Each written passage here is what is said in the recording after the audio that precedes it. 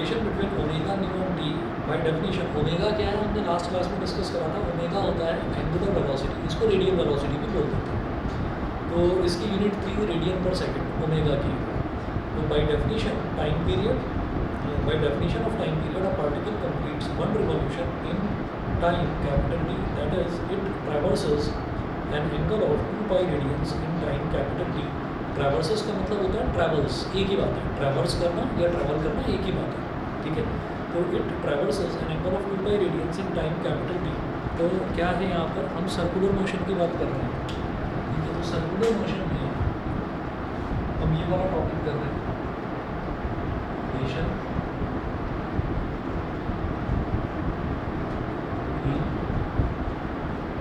Omega nu and capital T, relation between omega nu and capital T, ठीक है। तो circular motion में हमने कहा कि जैसे मान लीजिए ये पूरा एक सर्कुलर पाथ है और इसमें कोई भी ऑब्जेक्ट जो है वो यहाँ से चलना शुरू करता है और फिर वो ऐसे चलता है और अपना पूरा पाथ कंप्लीट करके वापस यहाँ पर आता है। तो हम ये कहेंगे कि उसने यहाँ से चलना शुरू करा और ये पूरा का पूरा जो पाथ कंप्लीट करा तो उसने कितना एंगल पूरा ट्रैवर्स कर दिया, 2 पाई। तो ये जो एंगल होता है ना, इसी को हम एंगुलर डिस्प्लेसमेंट बोल देते हैं, यानी कि थीटा बोल देते हैं। थीटा उसने कितना ट्रैवल करा, पूरा का पूरा कंप्लीट 2 पाई रेडियंस, पूरा एंगल 2 पाई, मतलब पूरा एक राउंड लगाने पे जो टाइम उसको लगता है उस टाइम को ही हम कैपिटल टी बोल देते हैं, कैपिटल टी सेकेंड्स। तो ये क्या कहलाता है, ये टाइम पीरियड कहलाता है। तो टाइम टेकन तो ये होता है कि वो थोड़ा सा चला, थोड़ा सा चलने में कितना टाइम लगा, मतलब यहाँ से यहाँ तक चला कितना टाइम लगा, that is called time taken. वो तो स्मॉल टी हो गया। लेकिन हम कहेंगे नहीं, पूरा चक्कर लगाने में, पूरा एक राउंड कवर कंप्लीट करने में उसको कितना टाइम लगता है, उसको हम बोल देते हैं टाइम पीरियड, कैपिटल टी, ठीक है। उसको कैपिटल टी बोलते हैं।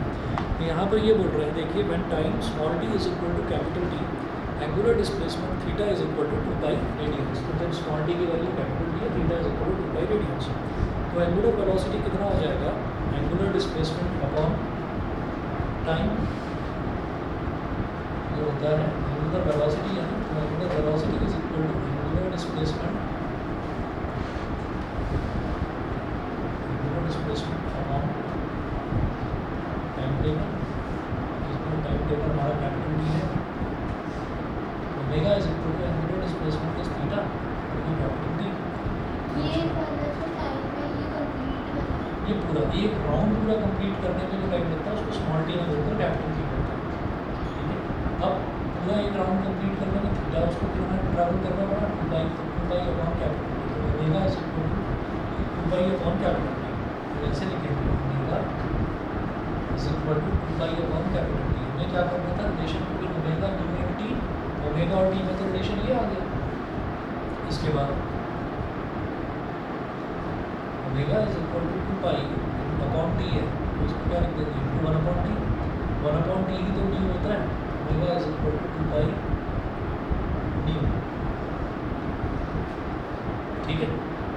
तो और since nu is equal to 1 upon T, तो न्यू में और टी में रिलेशन हमें पता है 1 अपॉन टी है। ओमेगा और न्यू में रिलेशन ये आ गया, omega is equal to 2 pi, omega और कैपिटल टी में रिलेशन ये आ गया 2 पाई अपॉन कैपिटल टी। बस ये रिलेशन है। रिलेशन बिटवीन, अगला है relation between linear velocity and angular velocity, ये भी इम्पोर्टेंट है।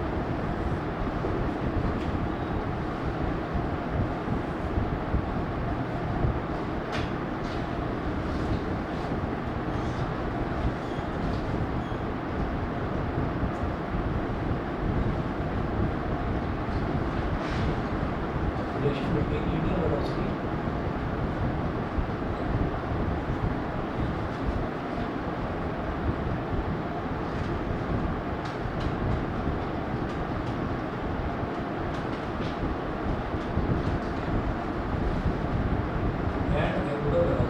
लीनियर वेलोसिटी क्या होती है, लीनियर वेलोसिटी होती है स्मॉल p और एंगुलर वेलोसिटी क्या होती है ओमेगा, है ना।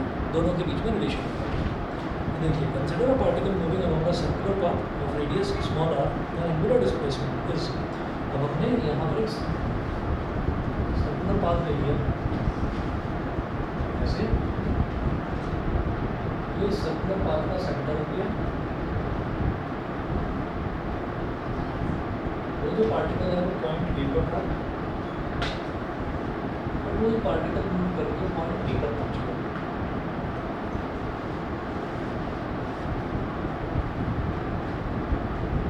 ए से बी तक उसने कितना कर्व लेंथ कितना ट्रैवल करा, delta S,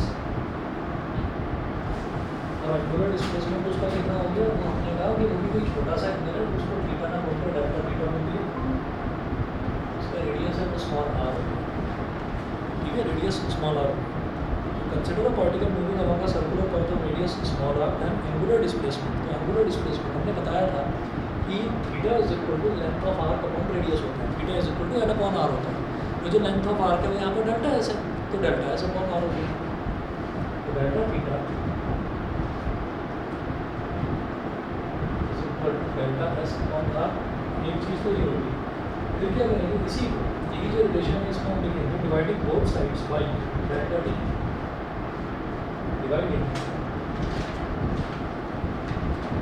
both sides by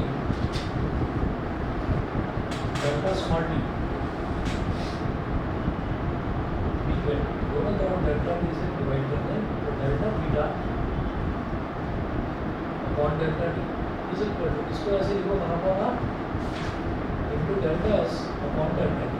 ऐसे लिखा जा सकता है, डेल्टा एस अपॉन आर भी ऐसे लिख सकते हैं, one upon R into delta S ऐसे लिख सकते हैं।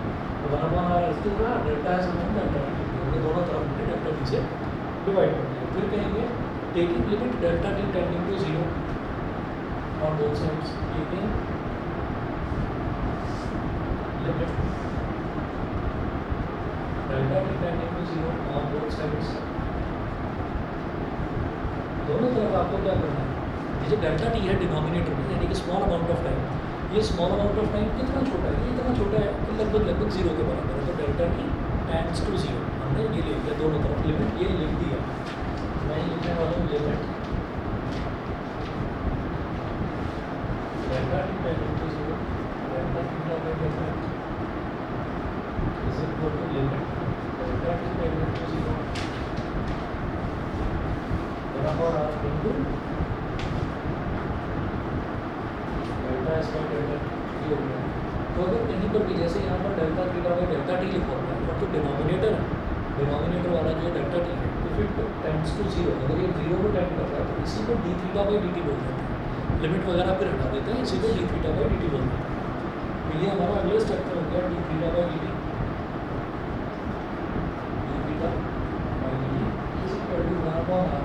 और इसी तरह से इसको ऐसे करेंगे, वन अपॉन आर तो कांस्टेंट है, इसको बाहर दे दिया, limit delta T tending to zero delta S by delta T. ठीक है, तो लिमिट में वन अपॉन आर तो कांस्टेंट है, इसको बाहर निकाल दिया और अब इसको बोल देंगे D S by D T. तो D theta by D T is equal to one upon R into D S by D T. तो D S by D T क्या है, D S by D T ही तो velocity होता है v, और D theta by D T ये क्या होता है, एंगुलर वेलोसिटी ओमेगा। ठीक है, तो angular velocity omega is equal to one upon R into V. R को इधर ले आओ तो आर ओमेगा हो जाएगा, यानी कि v is equal to R omega.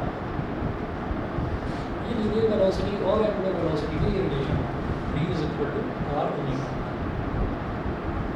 ठीक है, और वेक्टोरिकली अगर देखा जाए तो v vector is equal to omega vector cross R vector होता है, मतलब पलट कर लिखते हैं इसको, omega vector cross R vector.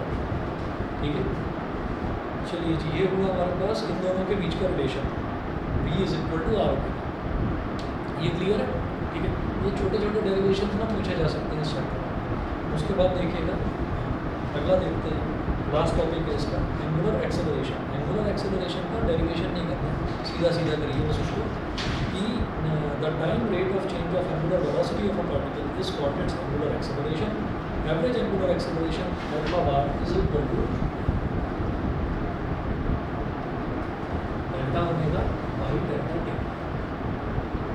बस इतना याद रखिएगा कि अगर अगर हमको जैसे मान लीजिए एंगुलर वेलोसिटी निकालनी थी तो हम D theta by D T करते थे। अब एंगुलर एक्सेलरेशन निकालना है तो D omega by D T करेंगे, यानी कि angular velocity upon time taken. Angular velocity को टाइम टेकन से अगर डिवाइड कर देंगे तो एंगुलर एक्सेलरेशन आ जाएगा। बस वही चीज़ है, इसको करना नहीं है, बस ये फार्मूला इसका याद रख लीजिए, ठीक है ना। एनसीईआरटी में भी नहीं दे रखा है ना उसमें एसआर में दे रखा है, सिलेबस में भी मेंशन नहीं है। और अगर डिटेल में इसको करना है तो वो रोटेशनल मोशन में करें, यहाँ नहीं करना है, यहाँ से फिर नहीं करना, ठीक है जी। तो यहाँ से आपका मोशन इन अ प्लेन खत्म होता है। इसके बाद में लॉज ऑफ मोशन